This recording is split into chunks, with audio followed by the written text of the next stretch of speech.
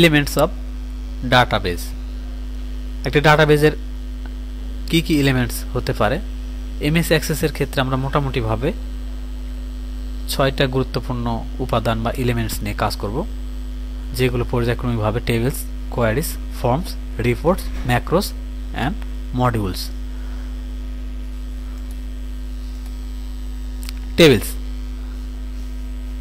Table is the primary building block of a database. অর্থাৎ table হচ্ছে একটা ডাটাবেজের প্রাথমিক স্তম্ভ। একটা টেবিলে রো এবং কলাম থাকে। আমরা অ্যাক্সেস ডাটাবেজের ক্ষেত্রে এই টেবিলের রোগুলোকে রেকর্ড বলে থাকি আর কলামগুলোকে ফিল্ড বলে থাকি। এখানে আমরা টেবিলের ডায়াগ্রাম দেখতে পাচ্ছি।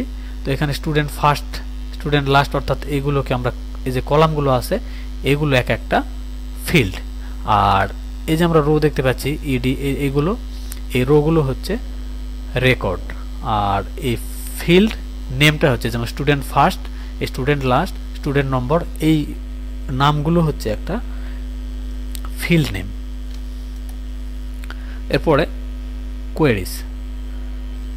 আমরা একটা ডাটাবেস থেকে যখন আমরা কোনো কাঙ্ক্ষিত ডাটাবেসকে বা কোনো ডাটাবেজের উপাদানকে আমরা খুঁজতে চাই, সেক্ষেত্রে আমরা এই কোয়ারির সাহায্য নিয়ে থাকি। এরপরে ফর্মস। একটা টেবিলের বা একটা ডাটাবেজের ডাটাকে সুন্দরভাবে এবং সুসংগঠিতভাবে উপস্থাপন করার জন্য আমরা ফর্মের সাহায্য নিই।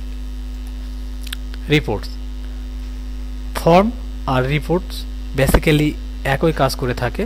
অর্থাৎ আমরা ডাটাবেজের ডাটাকে বা টেবিলের ডাটাকে আমরা রিপোর্ট বা ফর্ম উভয় আকারে প্রকাশ করতে পারি বা উপস্থাপন করতে পারি। তো ফর্মের ক্ষেত্রে আমরা এটাকে কোনো প্রিন্ট করতে পারি না, অর্থাৎ আমরা শুধু উপস্থাপন করতে পারি। আর রিপোর্টসের ক্ষেত্রে আমরা এটাকে প্রকাশ করতে পারি, অর্থাৎ শো করতে পারি, এবং আমরা প্রিন্ট আকারে এটার আউটপুট আমরা দেখতে পারি। তো এই অধ্যায়ে আমরা বেশ কয়েকটা গুরুত্বপূর্ণ কাজ দেখলাম। এর পরবর্তীতে চলুন ম্যাক্রোস। ম্যাক্রোস হচ্ছে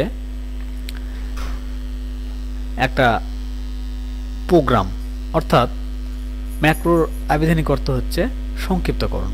তো আমরা কোনো প্রোগ্রাম দ্বারা বা এই ডাটাবেজের এই ম্যাক্রো, এই অবজেক্ট দ্বারা আমরা অটোমেটিক্যালি কোনো কাজ করতে পারি, অর্থাৎ ডাটাবেজের কিছু প্রোগ্রাম আমরা অটোমেটিক্যালি চালু করতে পারি। মডিউলস।